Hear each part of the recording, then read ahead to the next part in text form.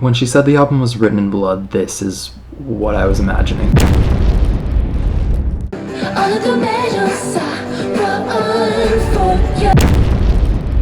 Girl, you're good at grip me good on me for tell you. No, relax. How's it feel being this alive?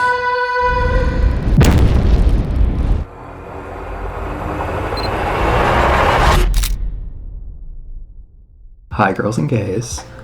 The time has finally come to listen to Lorde's new album, Virgin. I honestly can't believe that we're here. This whole every 4 years a new Lorde album thing just...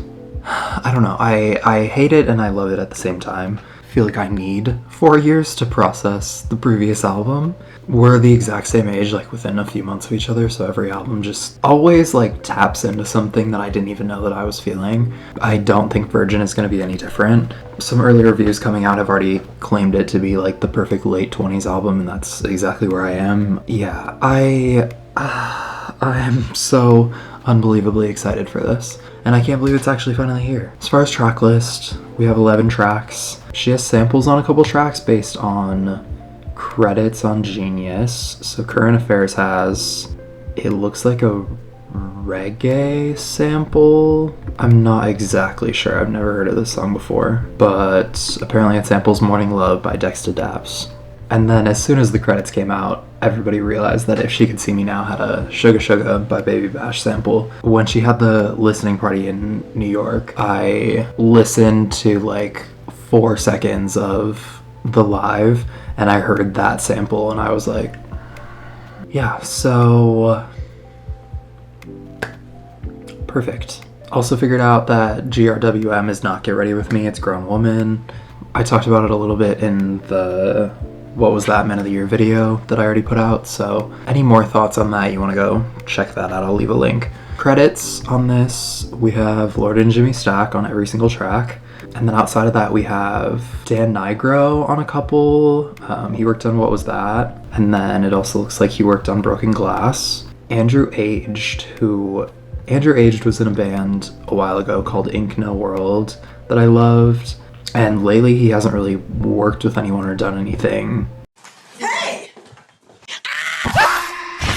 So it's really cool that he linked up with Lorde. It looks like he's on about half the record playing instruments and stuff. So yeah, really excited for that. Who else do we have? We have Fabiana Palladino on a couple tracks, and her debut album, Lorde posted it on her Instagram story, like a random shout out to her, and I checked it out and it was so good.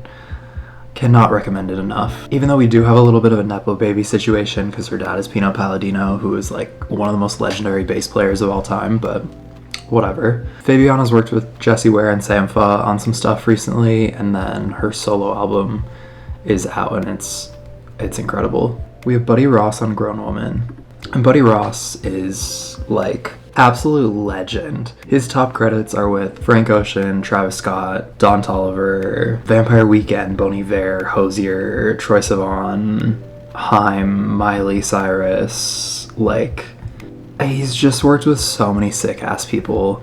I fear I have to be honest about something before we really get listening, and that is that I did go to an early listening party for the album yesterday at my local record store. I don't know if you could see the little poster up there that we got, but yeah, so I have technically heard the album, but you know, it was like in a public space. There was like people talking and I was walking around and like, I don't know, I wasn't like super focused on every single thing that she was saying. There was definitely moments that I was like, oh, holy shit.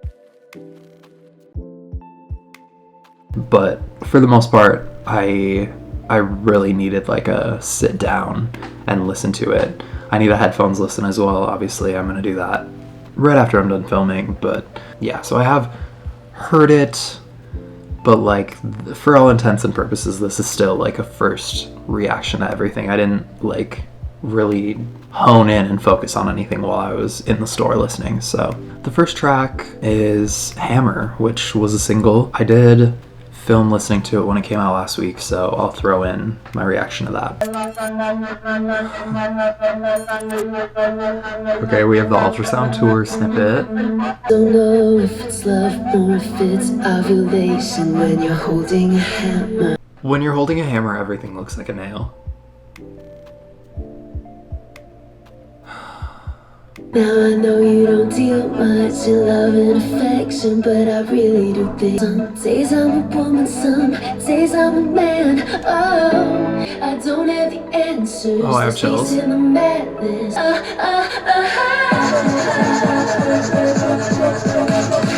No, I need a second. Okay. I have full body chills right now. This is fucked up. This is so classic Lorde, but it feels so new at the same time. Oh, I need to hear that beat again.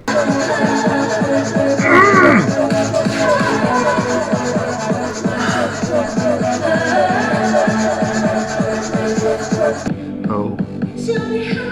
Now I know you don't deal much. It's a beautiful life, so I played truant. I took tears and they paid me to do it.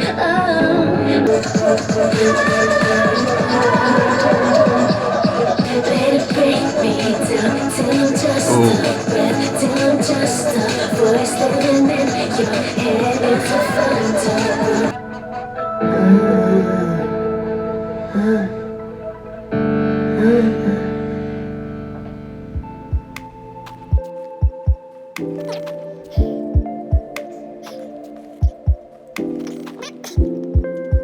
I fear that me reacting to Lorde is just gonna be a lot of me sitting here freaking out.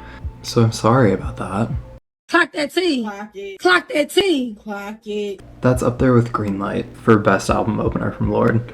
I am a little bit, not necessarily nervous, but if I had one thing that I was kind of like concerned about with the album, this feels structurally kind of similar to What Was That? And they are right next to each other in the track list.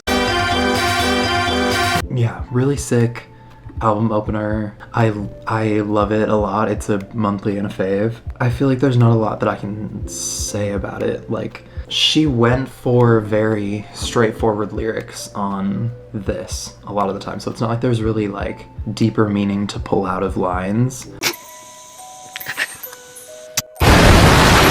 When she announced it and just said that it was like an ode to city life and horniness, and that's exactly what it sounds like. The melody on that, now I know you don't deal much in love and affection, but I really do think there could be a connection, and then when she changes it to, I really do think you can make an exception, is so sick. I might have been born again, I'm ready to feel like I don't have the answers. There's peace in the madness over our heads, let it carry me on. That chorus is so beautiful. Before that beat smashes in and those drums start hitting, I love the outro so much, those lyrics. Let it break me down till I'm just a wreck, till I'm just a voice living in your head. It's a fucked up world, been to hell and back, but I've sent you a postcard from the edge. There's been so much said about the concept of the album, and still my favorite theory is that, because she had a quote when she was talking about Charlie, how Charlie really was like Michelangelo sculpting David, where she was just hammering away all of the parts of herself that she didn't need to get to David. So having Hammer be track 1 and then David being the last track, like throughout the album she's just going to be hammering away at herself, and this really does feel like the beginning of it, like a rebirth, being reborn. I mean, she's talked about it so much in interviews and like press that she's done for the album. So this does feel like the beginning of something different and something new for her. But yeah, 10 out of 10, amazing album opener. I don't think it's her best album opener because I still think Greenlight is like kind of unbeatable, but it's a very close second. She did her thing on this. I feel like it's the perfect entrance to the world of Virgin. The next track, track 2, is What Was That? I mean, it's What Was That for a single. Yeah, I'm just gonna let it play for a little bit. Make a meal I won't eat. Step out into the street, alone in a seat. And all the things we used to do. MDMA in the back garden, blow our pupils up. You had to know this was happening. You weren't feeling my heat. I know you might not let me go. MDMA in the back garden, blow our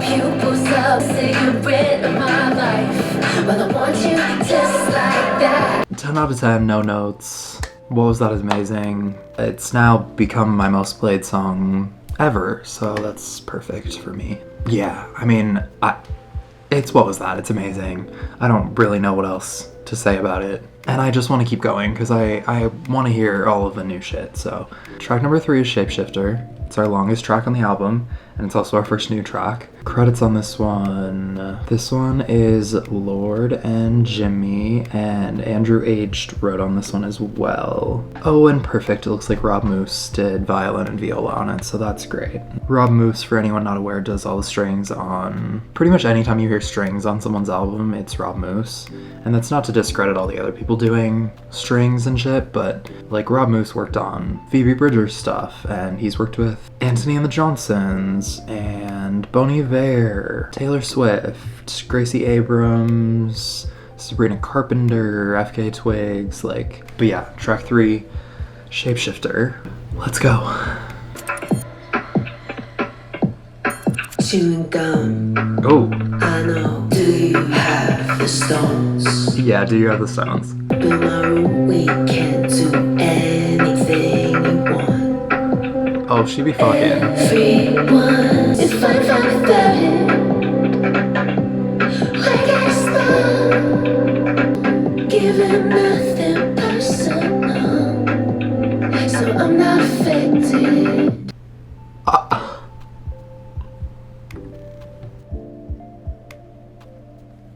That pre-chorus feels like a flashbang. I feel like I just got shot. Everyone that I've slept with, all the pairs of hands, I'm reckless. If I'm fine without it, why can't I stop? Everything I want speeding up my pulse. I don't sleep, don't dream at all, give them nothing personal, so I'm not affected. Lord, why do you have to call me out like that? Why do you have to take things that I'm feeling and put them into a song like that? I've been the siren, been the saint. I've been the fruit that leaves a stain. Wanna fall. Ooh. Oh, there's the strings. This is fucked up. How does it shape like that? Through the middle that I've messaged. If I'm fine without it. I've been the ice, I've been the flame. I've been the prize. It's too early to be crying. What should I say? I've been the fruit that changes. I've been Oh, those backing vocals are crazy. No. I'll kick you out. Oh, we got a bridge. You said that you were just a friend.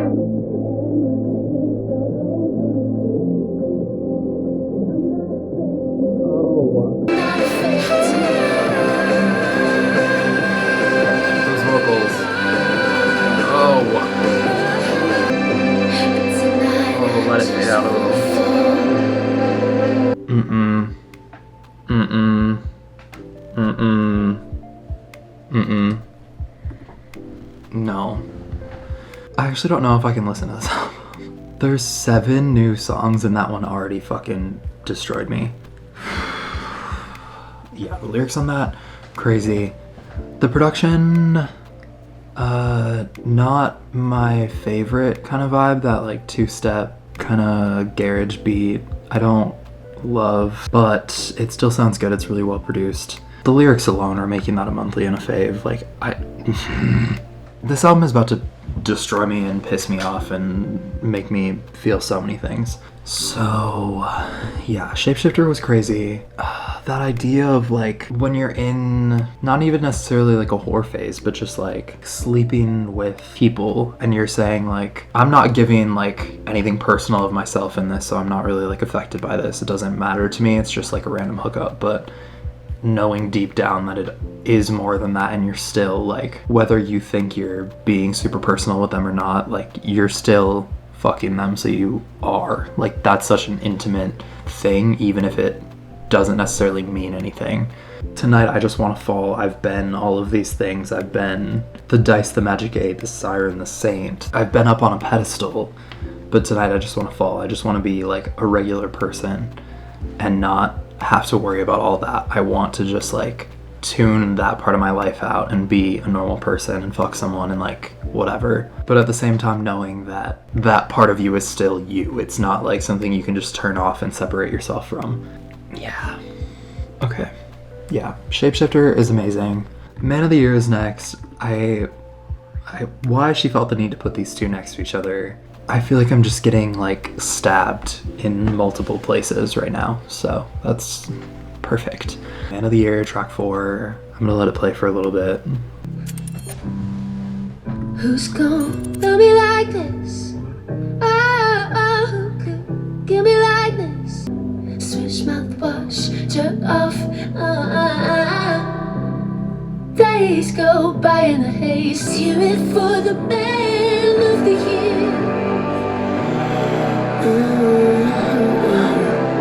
How I hope that I remember my I didn't think he'd appear. Here for the man of the year. I can't talk about Man of the Year anymore. Monthly and a fave. Spoiler, every song on this album is probably gonna be a monthly and a fave, and I don't want to hear it. The next track is Favorite Daughter. This is one of the tracks that I'm most scared for. Being back to back with Man of the Year and then going to the complete opposite side and saying, oh, but I'm the favorite daughter. I'm the Man of the Year and also the favorite daughter. Or maybe not the favorite daughter, I guess I don't know. But I know she has such a relationship with her mom and also with her sister, so this is gonna be interesting. It's just Lorde and Jimmy Stack on this one. And then it looks like Dev Hynes did some instruments and Andrew H did as well. So, track 5, Favorite Daughter. Let's go. Oh. When no one gave a damn, Oh. it was you in the dark. Now every day the plane takes off, and every night the room fills up, faking it for your love. 'Cause I'm an actress, all of the medals I won for you. This melody. Everywhere I run, I'm always running to you. No.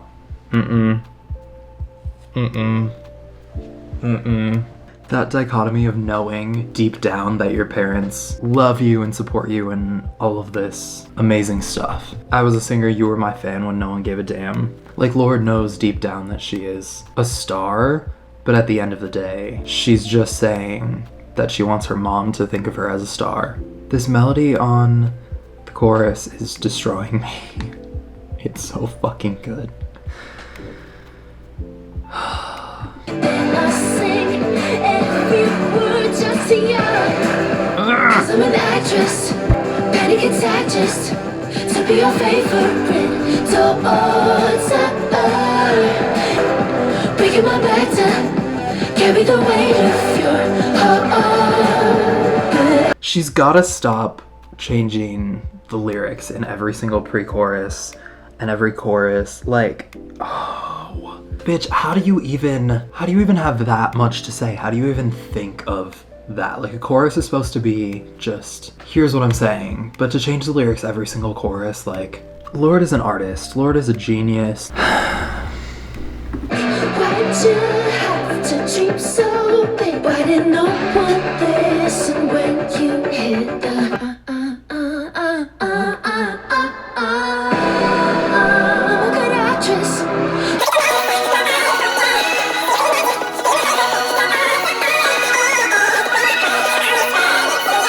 Nope. Breaking my back just to be as brave as my mother.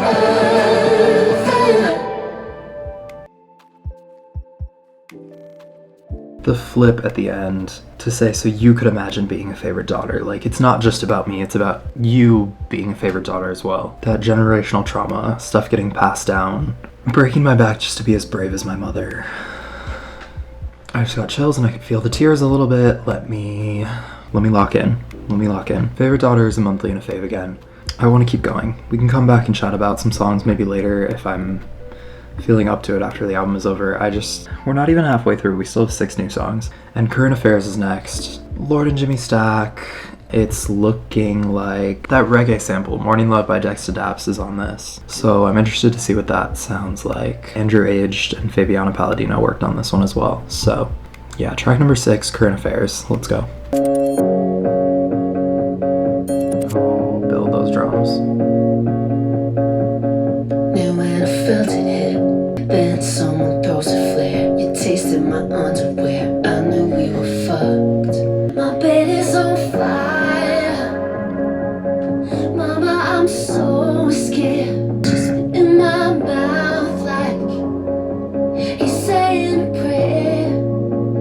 Current affairs.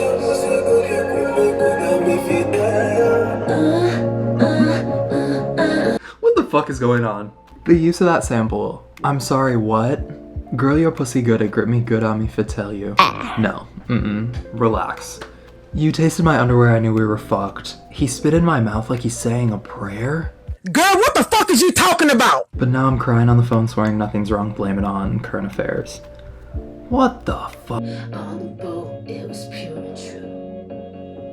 Then the film came out. 'Cause my bed is on fire. My bed is on fire. Mama, I'm so.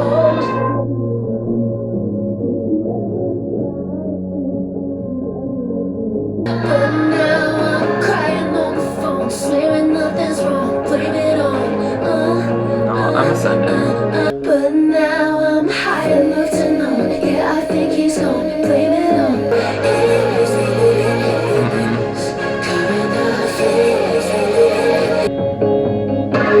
Oh.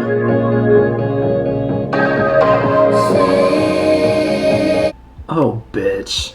In the lead up to this album, they asked her 3 words to describe this album, and she literally said, "What was that?" And she was like, no pun intended, but like genuinely, what was that? That's how I feel after listening to Current Affairs, because what do you mean you sampled that?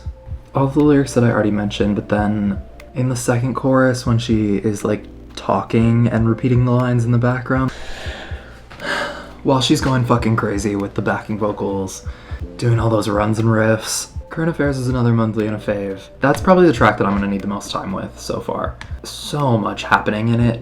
The sample, the backing vocals, her vocals, then she starts talking. The instrumental is crazy. I need to move on, and I'm scared of moving on though, because Clear Blue I remember yesterday like fucking me up.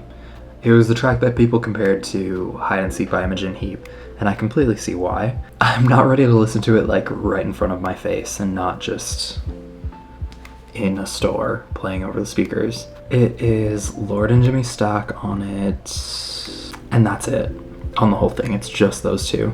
Yeah, I'm afraid. It's our shortest track here. It's only 1:57. Track 7, Clear Blue. Let's go. After the ecstasy, testing for pregnancy, praying in MP3. I'm nobody's daughter yet, baby, I'm free, I'm free. But deep in my matter, you're changing my patterns. Your helix is right through me. Nope, don't do those backing vocals. Lips round your halo, you asked where I came from. I lied and then I came clean. There's broken blood in me, it passed through my mother, from her mother down to me. I rode you till I cried. How's it feel being this alive? Where did it go? I wish I kept the clear blue. I remember how it feels to be. In the story yesterday, I could have sworn that there was like some bass in the back, but hearing it now and realizing that it's just all her voice, I don't know what to even begin to say about that song. That was fucked up and evil. A 2-minute acapella with just her voice and the vocoder. Those fucking backing vocals. When she said the album was written in blood, this is what I was imagining. Just very plain. I'm Nobody's Daughter, 2 songs after she just had Favorite Daughter. But deep in my matter, you're changing my patterns. Your helix is right through me. Lips around your halo is fucked up. There's broken blood in me. It passed through my mother, from her mother down to me. Yeah, that idea of generational trauma that she touched on in Favorite Daughter. I need to move on. I need to move on or I'm never gonna get through this album. The next track, track 8, is GRWM, Grown Woman. This one has Buddy Ross on it, doing some synth work. He's one of the producers listed. Otherwise, it's Lorde and Jimmy. Track 8, let's go. Keeping it light, not on, digging in. A grown woman in a baby tee, a grown woman. Oh, these twinkly little synths. Wide hips, to the gym, 96, skin scar. My mama's trauma since 96, been looking for. No, that drum groove is crazy as fuck. The mention of her mom's trauma on a third track now. Pink galaxy, left undressed. This instrumental is crazy. 2009, need to be a grown woman.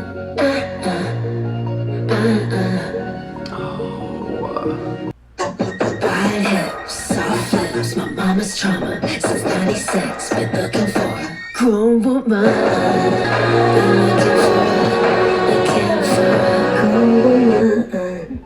That almost sounded like demo vocals right at the end there. Grown Woman, a monthly and a fave. I think it's the song that's gonna need maybe the most time to grow with me.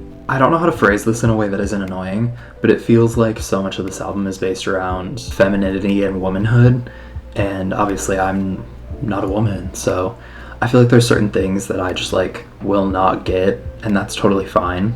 Certain things that I won't be able to feel as fully as like a woman might be able to listening to this, and I don't say that in like a condescending way at all, just like there's certain things that I'm not going to get on this record, and that's fine. I still love Lorde so much, and I still love this music. It sounds fucking amazing. The writing is crazy, but there's certain things that I'm just not going to be able to feel on as deep of a level, and this feels like one of those songs. It's still amazing, and I still love it. I think it's going to take the most time for me to like process. Feels like she's touching on some like teenage themes as well. The mention of the year 2009 specifically, she was literally 13 then. Back when the stolen spirits went straight to the head, so she was getting drunk. The lyrics from the chorus were on one of the hats, so all of those hats were lyric teases, of course. Which, like, we knew, but it's cool to have the confirmation. Track 9 is Broken Glass. I'm a little bit scared of this one as well. It has Dan Nigro and Andrew Aged on it again. She said in some interviews that this one was about her eating disorder, and I'm a little bit scared of that. So yeah, track 9, Broken Glass. Let's go.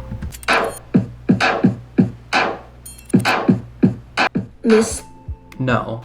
Those clipped, dry-ass drums. Mystique is dead. Oh, and these synths. Last year was bad. I hate to admit just how much I paid for it. Did I call myself to sleep about that? Raw teeth about that? Did I sweat hours a week about that? All of the above. I wanna punch the mirror. What if it's just broken glass? Spend my summer getting lost in math. It's just a broken glass. It's tough to admit just how much I get from it. It might be months of bad luck, but what if it's just broken glass? I'll run if it don't hit back. It's just a broken glass.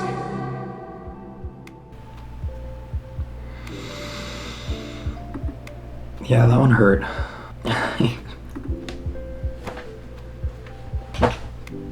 Like, I don't know what to say anymore.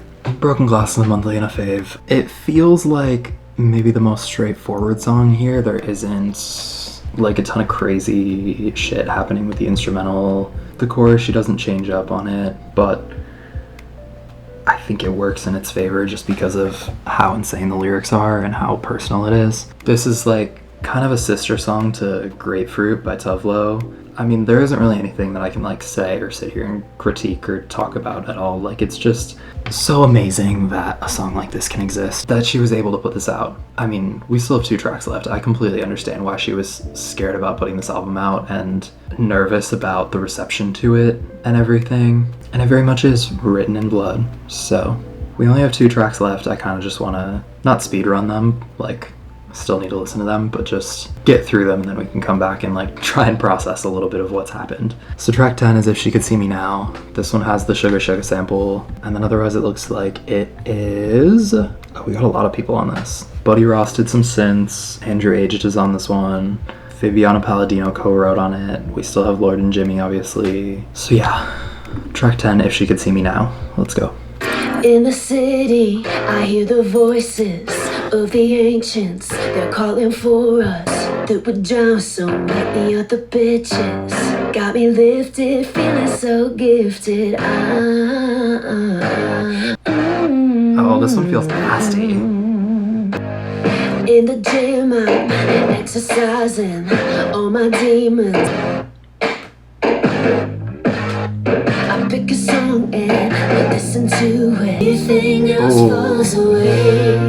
Ha ha ha. Whenever you break me, I'd watch it happen like an angel looking down. Oh, we took a turn. We took a hard left. I can feel tiny things to see. Oh God, if she could. We took a hard left on those lyrics. I was like, ooh, this song is sexy. And then those drums fell away and the synth started to swell when she said and everything else falls away, which is fucking genius production 101. And then this chorus, baby, whenever you'd break me, I'd watch it happen like an angel looking down. I want to be hurt like that. I can feel, don't need fantasy. Oh God, if she could see me now. I can feel This is like so 80s. oh God. Oh, the guitar. Hope you find her to the clay. Oh, those na-na-nas. You can tell that I bring the pain, not the synthesizer. The bodies move like the spirits inside her. Baby, Oh. I can feel tiny things to see. Oh God. Oh God, if she could see me now.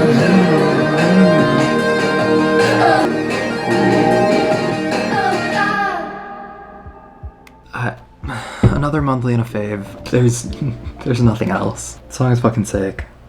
That production is like maybe one of my favorite productions on the entire record. We only have 1 track left. I distinctly remember standing in the store when the outro of this hit and like I busted a tear. There were tears in my eyes, there was tears rolling down my face. So I don't know if that'll happen again, but well, I guess we'll see. Track 11, the last track on this album, it's called David. Oh, perfect. I just looked at the credits and Justin Vernon, aka Bon Iver, is playing bass and guitar on this. Perfect, why not? Just destroy me a little bit harder. Track 11, the last track on the record, David. Oh, dark day, worthy opponent, flint to my blade at the sunset tower. You said open your mouth, I did. If I'd had virginity, I would have given it. Why don't we run?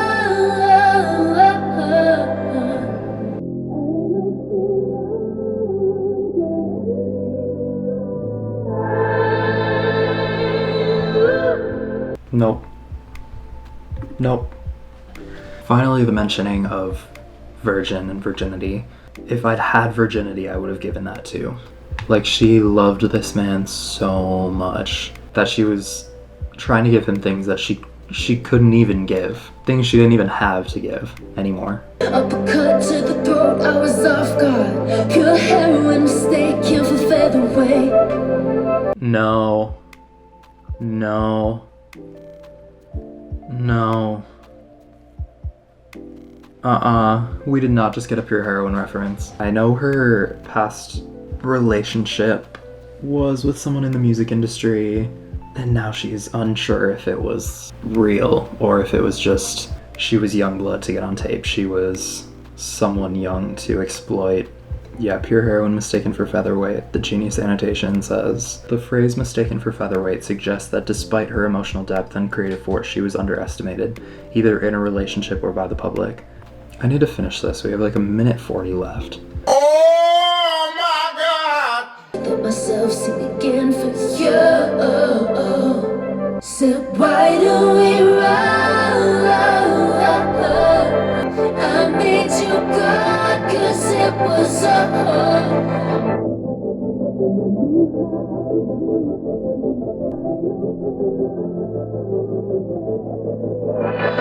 Oh, this thing's changing up.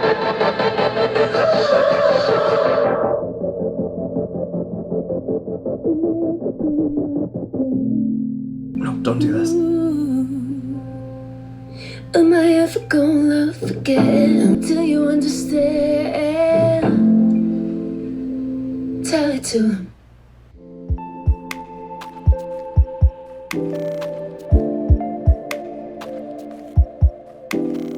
I made it through without crying this time. That's great. Ending the album with Tell It To Him, when she already referenced Pure Heroin earlier in the track, and Pure Heroin ends with Let Him Talk, feels connected, and it feels fucked up. That's a monthly and a fave. And that's all I can say about that song at the moment.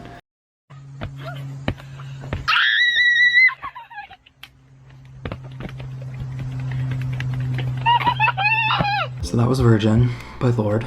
I already know that I'm gonna play this to absolute death. This is gonna be an album that lives with me for a long time. And that's kind of how I feel about all of Lorde's albums, is that they're gonna hit on first listen, but they're also gonna just live with me for years. And I'm gonna find more things to love about them and more moments that are gonna gut me and everything the more that I listen to them. So yeah, I don't really know what to say to wrap this up other than that. I think this is definitely her most personal work. As much as all of her works are very personal, this just feels different. Like, she's talking about things that she's never even touched on before. Generational trauma, being a woman, growing up, her teenage years in the spotlight that she's reflecting on. She's touching on this relationship that she's not in anymore. Her gender and sexuality. There's just such a range of things, and it does genuinely feel like the perfect late 20s album. I don't know anybody else that's put out something that feels this like tied into a time period. In a way, it does feel like Brat in just kind of how messy it is and like all over the place in terms of range of emotions and things happening. Yeah, I could sit here and probably talk and ramble for a long time, but I don't think anything new would come of it. I think it would just be me sitting here wasting time, and I don't need to do that. So yeah, that was Virgin. I can't even try to have like a top 3 or a favorite or anything. Every single song on it is amazing. Yeah, this one just feels special. It feels special, and it's gonna take some time to really sit with it. That's all I have for today. Thank you guys for being here. Like and subscribe to the channel if you're still here, or if you want to check out any of my other album reactions. But yeah, otherwise I'll see you in the next one, guys. Bye.